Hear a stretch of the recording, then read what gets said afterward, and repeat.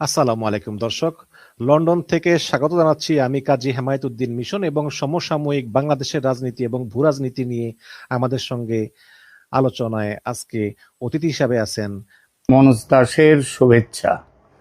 বাংলাদেশের আমার দেশ দৈনিক পত্র আজ একটি প্রতিবেদন ছেপেছে। তার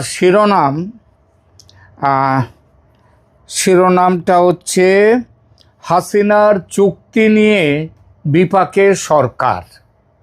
বক্তব্য বিষয় সীমান্তে ভারতের কাঁটাতারের বেড়া দেয়া, 1975-এর চুক্তি অনুযায়ী শূন্য রেখা থেকে 150 গজ জায়গা ছেড়ে ভারত সব জায়গাতে দিচ্ছে না বেড়া, এই বিষয়টা বাংলাদেশের আপত্তি গ্রাহ্য করছে না ভারত। কারণ দেখাচ্ছে 2010-এ হাসিনার সঙ্গে করা একটা চুক্তি অনুযায়ী, এবং 1975-এর চুক্তি খুব ভালো, তবে তার জন্যে বঙ্গবন্ধুর নামে সুখ্যাতির একটা শব্দ নেই।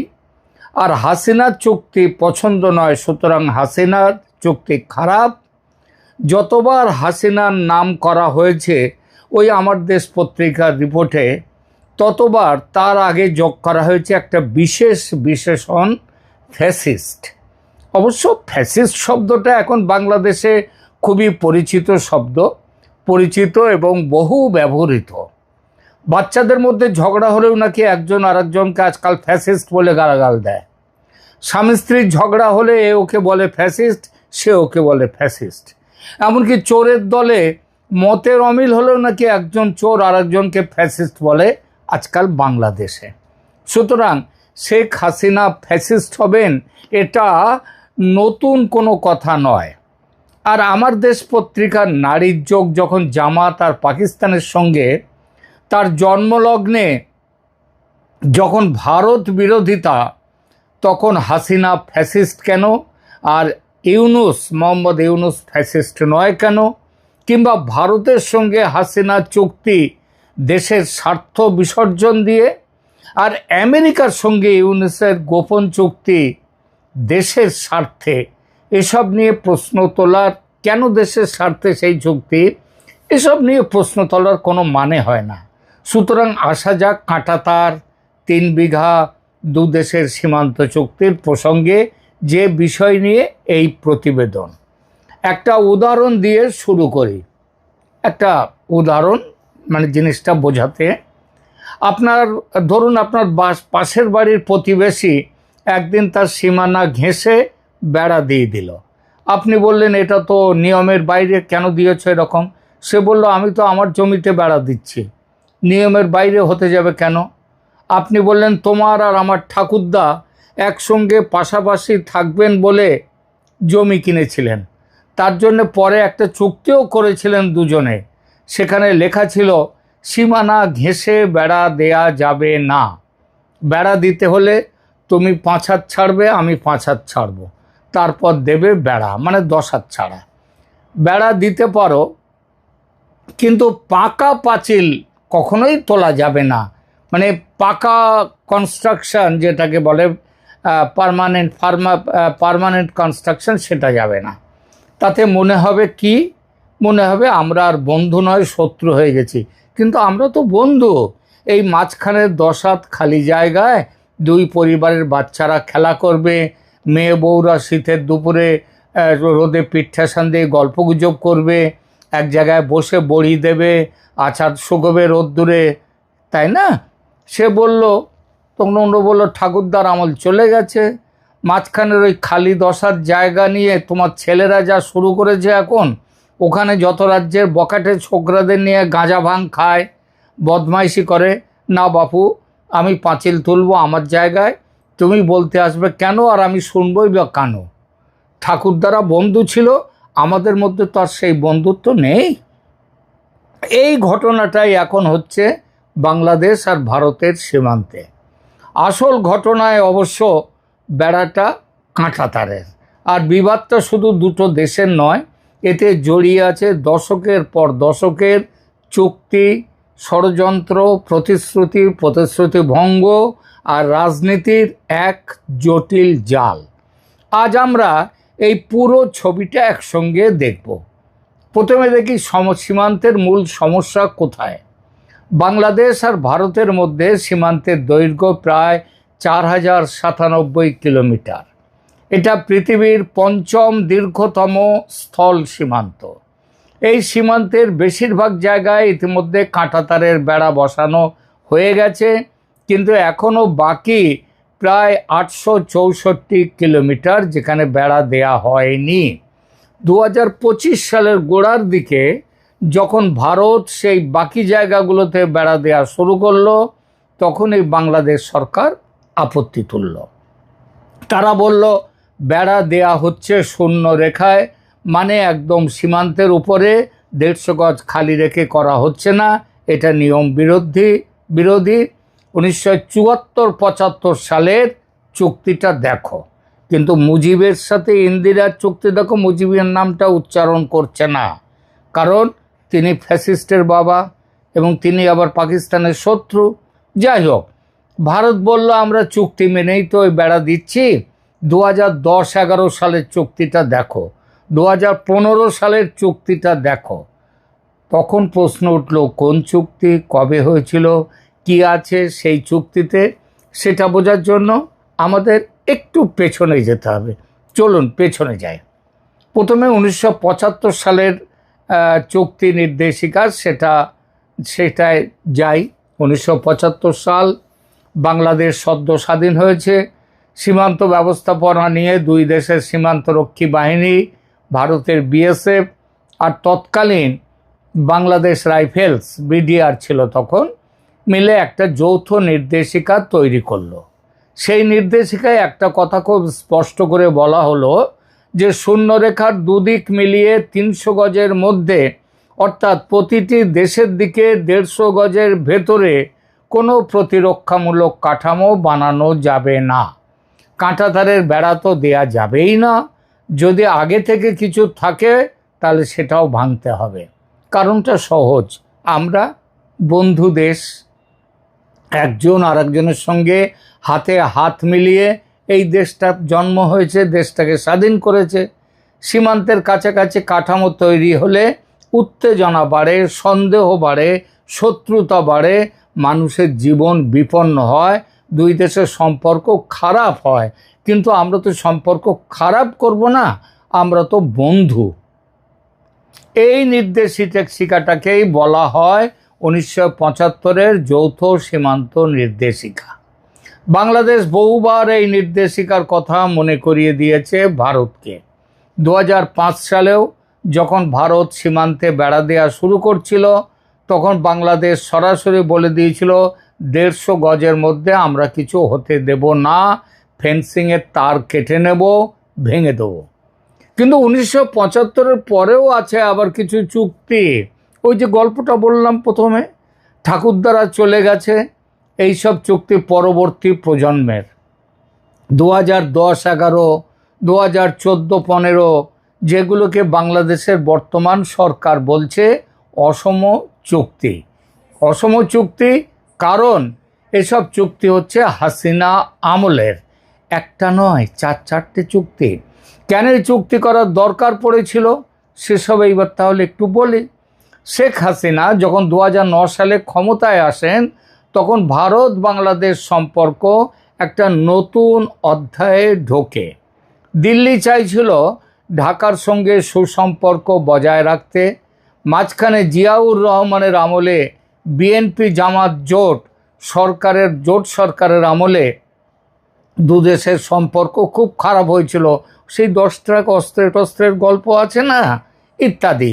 তাছাড়া নর্থ ইস্টের যারা সেখানে সন্ত্রাসী, তারা বাংলাদেশে বহাল তবিয়তে থাকছিল, তাদের ছেলেমেয়েরা ঢাকায় স্কুলে পড়াশুনো করছিল। শেখ হাসিনা এসে, এবং এর ফলে কি হয়েছিল, দুদেশের সম্পর্ক খুব খারাপ হয়েছিল। তখন শেখ হাসিনা এসে সম্পর্ক ফেরাবার চেষ্টায়, স্বাভাবিক করার চেষ্টায় লাগলেন। আর সেই প্রেক্ষাপটে একের পর এক সীমান্ত সমঝোতা হতে লাগলো।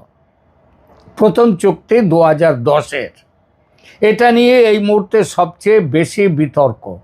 2010 সালের এই চুক্তিটি কোন বিষয়ে সেটা কিন্তু সীমান্ত থেকেও বড় জিনিস হচ্ছে 3 বিঘা করিডোরের বিষয়ে এই চুক্তি ছিল। 3 বিঘা করিডোরের নাম এখন খুব একটা, আমি অন্তত বাংলাদেশের সমস্ত পত্র পত্রিকা সোশ্যাল মিডিয়াতে শুনতে পাচ্ছি না আজকাল। 3 বিঘা চুক্তি 2010 সালে সেটা করেছিলেন শেখ হাসিনা। 2010 সালে 3 বিঘা করিডোর 24 ঘন্টা খোলা রাখার একটা চুক্তি হয়। এই 3 বিঘা করিডোরটা কি? সেটা হচ্ছে ভারতের ভেতরে যেমন বাংলাদেশের কিছু জায়গা, তেমনি আবার বাংলাদেশের ভেতরেও ভারতের কিছু জায়গা রয়েছে।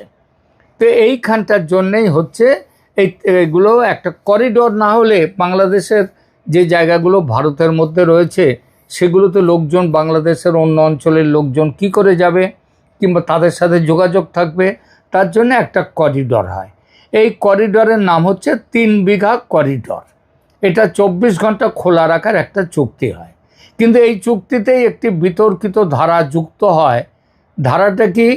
অঙ্গার পোতা, সেখানে শূন্য রেখার ওপরেই কাঁটাতারের বেড়া নির্মাণের অনুমতি দেয় বাংলাদেশ, যা 150 গজ নিয়ম সেই 1975 ছিল, সেই নিয়মের ব্যতিক্রম।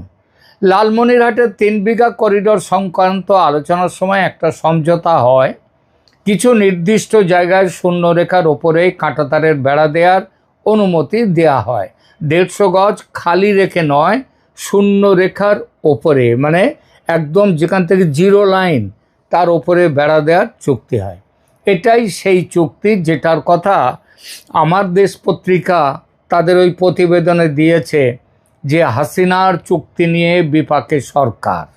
কিন্তু কেন এই চুক্তিটা করা হয়েছিল পুরো প্রতিবেদনে সে সম্পর্কে একটা কথা নেই। কারণ এই চুক্তির ফলে 1975 সালে 150 গজের নিয়ম যেটা, সেটা ব্যতিক্রম হয়ে যায় কিছু ক্ষেত্রে। তার মানে 4000-এর মধ্যে মাত্র 800 কিলোমিটার এখন সেটা বাকি আছে সেখানে দিতে। তার মানে 4200 কিলোমিটার তো দেয়া হয়ে গেছে, তখন কিন্তু ঝামেলা হয়নি। এখন তো হচ্ছে বিশেষ কিছু জায়গায়, পুরো জায়গায় নয়। এখন সেই নজিরের ওপর ভর করে ভারত বলছে আমরা তো 2010 সালে চুক্তি করেছি, সেখানে তো এইটা বলা নেই যে একেবারে 150 গজ রাখতেই হবে। দ্বিতীয় চুক্তি হলো 2011 সালের সেপ্টেম্বরে। ভারতের প্রধানমন্ত্রী মনমোহন সিং ঢাকায় আসেন। সেই সফরে 1974 সালের মুজিব ইন্দিরা চুক্তির একটা বাস্তবায়ন প্রোটোকল সই হয়। এতে কিছু এলাকায় শূন্যরেখায় বেড়া দেওয়ার বিষয়ে সম্মতি আরও স্পষ্ট করে বলা হয়। এখানে বলা হলো 150 গজ খালি রেখে বেড়া দেয়া যদি সমস্যা হয় তাহলে সেসব জায়গায় শূন্যরেখাতেই বেড়া দেয়া যাবে। 2011 সালের এই চুক্তির নামটা কি? নামটা হচ্ছে ভূমি সীমান্ত প্রোটোকল ও সমন্বিত সীমান্ত ব্যবস্থাপনা পরিকল্পনা, CBMP। 2011 সালের 6 সেপ্টেম্বর মনমোহন সিং ও শেখ হাসিনার মধ্যে স্বাক্ষরিত এই প্রোটোকলে সুনির্দিষ্ট কিছু এলাকায় শূন্যরেখায় বেড়া দেওয়ার বিষয়ে দুপক্ষ একমত হয়, বিশেষত ডাউকি, তামাবিল এইসব এলাকায়। এরপর 2014-15 সালে আরও একটা চুক্তি হয়। এই পর্যায়ের সবচেয়ে গুরুত্বপূর্ণ ঘটনা ছিল 1974 সালের অসম্পূর্ণ মুজিব ইন্দিরা চুক্তির চূড়ান্ত বাস্তবায়ন। ভারতের সংসদে পাশ করা হয় এই প্রস্তাব 2015 সালে। 6 মে রাজ্যসভায় আর 7 মে লোকসভায় এই ভোট হয়। সেখানে একবারে বিপুল ভোটে 331 ভোটে সংশোধনী পাস হয়। এটা ছিল ভারতের সাংবিধানিক বাধ্যবাধকতা। কারণটা কি? কারণটা ওই যে 3 বিঘার কথা বললাম, ওই 3 বিঘা হস্তান্তর করতে গেলে ভারতের জমি, ভারতের মধ্যে বাংলাদেশের যে জায়গাগুলো ছিল, যে ছিটমহলগুলো ছিল, সেগুলো ছিল কম, তার মোট জায়গা কম আসছে সেখানে। আর ভারতের যে জায়গাগুলো বাংলাদেশের ছিটমহল ছিল বাংলাদেশের ভেতরে, তাদের আয়তনটা বেশি। এর ফলে হলো কি, যখন হস্তান্তর হয় সেই হস্তান্তরের জন্য ভারতের জমি কমে যায়। তো ভারতের সংবিধানে আছে যে এখানকার যে জমি রয়েছে এদের ভূমি, তার থেকে যদি অন্য কোনো দেশকে দিতে গেলে কিংবা তাদের সাথে চুক্তি হতে গেলে তার জন্য একটা সংসদের পাস করা চাই। তো এই জন্যে ছিটমহল বিনিময় হয় 31শে জুলাই 2015 মধ্যরাতে, আর 6 মে রাজ্যসভায় এবং লোকসভায় 7ই মে প্রস্তাব পাস হয় যে ভারতের জমি বেশি চলে যাচ্ছে, ওটা বাংলাদেশে চলে যাক। এইবার বলি কি বেশি, কারণ শেখ হাসিনা তো এই চুক্তি করেছেন। ভারতের 111টা ছিটমহল বাংলাদেশে ছিল, আর বাংলাদেশের 51টা ছিটমহল ভারতে ছিল। এইটা মানে বাংলাদেশের এটা ছিল জমির হিসেবে। বাংলাদেশ যখন ওর জায়গাটা নিয়ে নিল, অর্থাৎ বাংলাদেশের ভেতরে ভারতের ছিটমহলটা বাংলাদেশ নিয়ে নিল, আর ভারতের ভেতরে বাংলাদেশের ছিটমহলগুলো ভারত নিয়ে নিল। এর ফলে জমির হিসেবে বাংলাদেশ প্রায় 10,050 একর জমি বেশি পেয়ে গেল, যা আগের আলোচনায় আমি উল্লেখ করেছি। যদি বাংলাদেশ কম জমি পেত আর ভারত যদি বেশি জমি পেত, তাহলে আর দেখতে হতো না, হাসিনা আরও 10 গুণ বড় ফ্যাসিস্ট হয়ে যেতেন, আর ভারত আরও 10 গুণ বেশি প্রভুত্ববাদী হয়ে যেত। ভুল বললাম কি? প্রিয় দর্শক, এই বিষয়টাও কমেন্ট করে জানাবে। তার মানে ছিটমহলের যে লেনদেন হলো, বিনিময় হলো, তার ফলে জমির পরিমাণ 10,000 একর বেড়ে গেল বাংলাদেশের। বাংলাদেশের আয়তন 10,000 একর বেড়ে গেল। বাংলাদেশের অন্তর্বর্তী সরকারের স্বরাষ্ট্র উপদেষ্টা যখন ছিলেন জাহাঙ্গীর আলম চৌধুরী, তিনি বলেছেন 2010 থেকে 2023 সালের মধ্যে সীমান্তে ভারতের সঙ্গে অনেক অসম চুক্তি হয়েছে। বক্তব্য তার মানে হচ্ছে ভারতের লাভটা বেশি হয়েছে, বাংলাদেশের লাভ হয়নি। এই চুক্তিগুলোই নাকি সমস্যার কারণ। কিন্তু জাহাঙ্গীর চৌধুরী তিনি এটা ভেবে দেখেননি যে চুক্তি করতে গেলে, এই চুক্তি যদি না হতো তাহলে দহগ্রাম, আংরাপোতা, এই জায়গাগুলো এতদিন সেখানকার মানুষরা ভারত ঘেরা এলাকায় বিচ্ছিন্ন থাকত। তাদেরকে নিয়ে আসার চুক্তি করে বাংলাদেশ 10,000-এর ওপরে একরের বেশি জমি পেয়ে গেল। চুক্তি একতরফা হয় না স্যার, কিছু তুমি দেবে, আমি কিছুও দেব, আমি সব দেব, আমি সব নেব, তুমি কিছু দেবে না, এই নিয়ে কোনোদিন চুক্তি হয় না। আর এটা চুক্তি হয় না। সুতরাং অসম চুক্তি বলার আগে একটু ভালো করে ভেবে দেখুন আপনি কি পেয়েছেন আর আপনি কি দিয়েছেন। দুই দেশের সীমান্ত সমস্যার কথা বলতে গেলে ওই যে দহগ্রাম আংরাপোতার কথা বললাম, তো এই প্রসঙ্গে বলি 3 বিঘা করিডোরের কথা আমরা সবাই শুনেছি বহুকাল ধরে, কিন্তু এগুলো জানি না যে 3 বিঘা করিডোর জিনিসটা কি। ভারতের মধ্যে দহগ্রাম এবং আংরাপোতা যে বাংলাদেশের, সেই জায়গাটা, তাদের ওই জায়গাগুলোর ওই 51টা জায়গা, তার চারদিকে হচ্ছে ভারত। ফলে সেখানকার লোকজনের যদি বেরোবার দরকার হতো তাহলে বেরোতে পারতো না, ভারতের ওপর দিয়ে যেতে হতো। 1974 সালের 16ই মে ইন্দিরা গান্ধী আর শেখ মুজিবুর রহমান তাই একটা ঐতিহাসিক চুক্তি সই করলেন, যার নাম মুজিব ইন্দিরা চুক্তি বা ল্যান্ড বাউন্ডারি এগ্রিমেন্ট, LBA। এই চুক্তির 1.14 নম্বর ধারায় একটা বিশেষ বিনিময়ের কথা বলা হলো। বাংলাদেশ ভারতকে দেবে তার অংশ, মানে দক্ষিণ বেরুবাড়ি কোচবিহার জেলার একটি এলাকা, যার আয়তন প্রায় 7.39 বর্গ কিলোমিটার, আর বিনিময়ে ভারত বাংলাদেশকে দেবে 3 বিঘা করিডোর, যার মাত্র 178 মিটার লম্বা আর 85 মিটার চওড়া। সেই একটা ভূমির স্ট্রিপ, এটা পাটগ্রামে।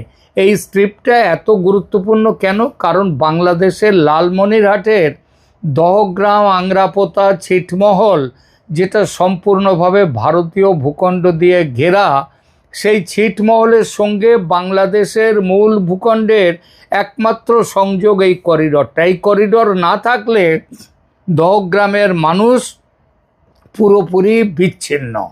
বাংলাদেশ চুক্তির শর্ত মেনে দক্ষিণ বেরুবাড়ি ভারতকে বুঝিয়ে দিল, কিন্তু ভারত সঙ্গে সঙ্গে 3 বিঘা দিতে পারল না। না পারার কারণ ওই যে বললাম একটু আগে, সাংবিধানিক জটিলতা। ভারতের সংবিধান অনুযায়ী ভারতীয় ভূখণ্ড অন্য কোনো দেশকে দিতে হলে সংসদের উভয় কক্ষে 2/3 সংখ্যাগরিষ্ঠতায় সাংবিধানিক সংশোধনী পাশ করতে হয়। আর রাজনৈতিক পরিস্থিতি এতটাই বিরূপ ছিল যে সেটা সম্ভব হচ্ছিল না। কারণটা স্পষ্ট, দক্ষিণ বেরুবাড়ির অধিকাংশ মানুষ হিন্দু, তারা ভারতে থাকতে চেয়েছিলেন, কিন্তু চুক্তি মেনে তাদের বাংলাদেশের অধীনে চলে যাওয়ার কথা ছিল।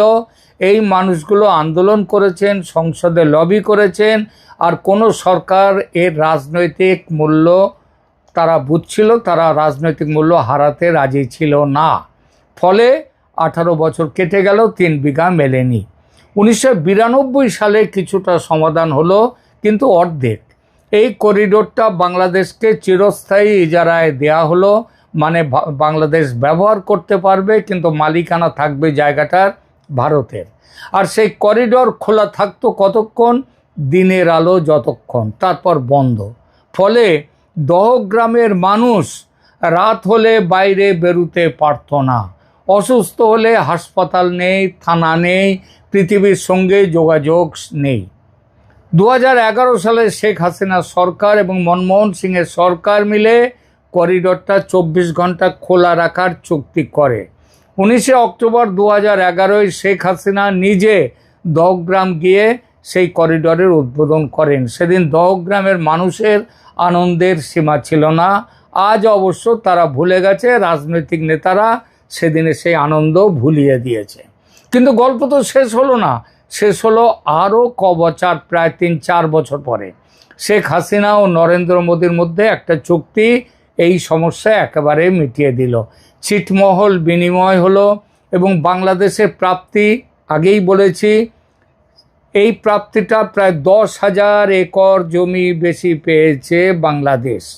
দেখুন, ফ্যাসিস্ট হাসিনা লাভ করলেন নাকি বাংলাদেশের ক্ষতি করলেন? দর্শক, আপনি একটু বিচার করবেন।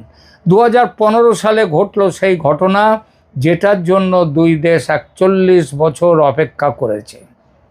7ই মে 2015 ভারতের লোকসভা, আগে বললাম ওই 331 ভোটে পাশ করে দিল ভূমি সীমান্ত চুক্তির সংশোধনী। এরপর রাজ্যসভাও পাশ করলো সেই বিল। 1974 সালের মুজিব ইন্দিরা চুক্তি অবশেষে বাস্তবে কার্যকর হলো 31 জুলাই 2015 মধ্যরাতে। সেদিন বাংলাদেশ আর ভারত মিলে 162টা, 111টা ছিল বাংলাদেশের ছিটমহল ভারতের মধ্যে, তার আয়তন কম, আর ভারতের ছিল 51টা ছিটমহল বাংলাদেশের ভেতরে, তার আয়তন বেশি। এর যখন বিনিময় হলো 10,000 একর জায়গা বেশি পেয়ে গেল বাংলাদেশ। এটা পৃথিবীর ইতিহাসে অন্যতম বৃহত্তম ছিটমহল বিনিময়। হিসেবটা তাহলে বুঝে গেলেন তো হিসাবটা? বাংলাদেশ তাহলে জমির পরিমাণে বাংলাদেশ পেল 17,160 একর, আর ভারত পেল 7,100 একর, মানে 10,060 একর জমি ভারতের, 10,050 একর 60 একর জমি বেশি পেল বাংলাদেশ। এটাই সেই কারণ, যে কারণে ভারতের সংসদে এই চুক্তি পাশ করাতে এত সময় লেগেছিল। কিন্তু সমাধান আজকে আর ওই 3 বিঘা করিডোরের সমস্যা নেই। সীমান্তের খোলনলচের গল্পটা তাহলে পেলেন। তাহলে বর্তমান বিরোধ এবং সেই বিরোধ কারা তৈরি করছে সেটা আপনি বিচার করুন।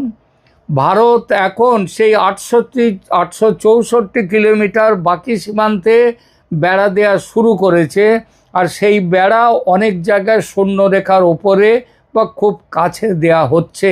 এটা তো ওই 2010, 11 এই সব চুক্তিতে তো সেগুলো মেনে নেওয়া হয়েছে। বাংলাদেশ বলছে এটা 1975 সালের নির্দেশের লঙ্ঘন। ভারত বলছে না, আমরা হাসিনার সঙ্গে যে চুক্তি করেছিলাম সেটা মেনেই করেছি এবং সেটা মেনেই এখন বেড়া দিচ্ছি। আর এখানেই আসল রাজনৈতিক প্রশ্ন। বাংলাদেশের অন্তর্বর্তী সরকার এই চুক্তিগুলোকে অসম বলছে, তারা চাইছে এগুলো বাতিল হোক। তার মানে ভারত চুক্তি বিরোধী কাজ করছে কথা তারা বলছে না, তারা চাইছে বাতিল হোক চুক্তি। তাহলে কি বাতিল হবে? চুক্তি বাতিল হলে ওই 3 বিঘা দহগ্রাম আংরাপোতা যে ছিটমহল বিনিময় সেগুলোও বাতিল করতে হবে, সেগুলোও বাতিল করতে হবে। কূটনৈতিক বাস্তবতা হলো দ্বিপাক্ষিক চুক্তি বাতিল করা ততটা সহজ নয় যতটা বক্তৃতায় দেয়া যায়। ভারত বলেছে আমরা সব প্রোটোকল মেনে চলছি, সুতরাং আমরা আমাদের জায়গায় শূন্য রেখার ওপরেও যদি দিতে হয় আমরা দেব। প্রিয় দর্শক, শুনলেন চুক্তির কথা, শুনলেন সীমান্তে বেড়া দেয়া নিয়ে যে ঝামেলা চলছে তার কথা। এবার আপনি বলুন, হাসিনা আমলে চুক্তিগুলো নিয়ে প্রশ্নটা, যে এগুলো যে প্রশ্ন উঠছে এগুলো কি সত্যি অসম? এগুলো কি সত্যি বাংলাদেশের স্বার্থ বিরোধী? নাকি ভূ রাজনৈতিক বাস্তবতায় এটা এই রকম ছোটোখাটো আপোষ, এই আপোষ করতেই হয়, আর সে আপোষে তো বাংলাদেশের লোকসান হয়নি? এই প্রশ্নের উত্তর রাজনৈতিক বিশ্লেষকরা ভিন্নভাবে দেবেন, কারণ তারা তাদের মতো করে বাংলাদেশের আমার দেশ যেমন দিয়েছে তেমনই দেবে। এই বিষয়ে আপনি কি ভাবছেন কমেন্ট করে জানান। আপনি কি মনে করেন হাসিনা সরকারের এই চুক্তিগুলো সত্যিই অসম ছিল, নাকি ভারতের সঙ্গে সম্পর্কের জন্য কিছুটা ছাড় দেয়া জরুরি ছিল?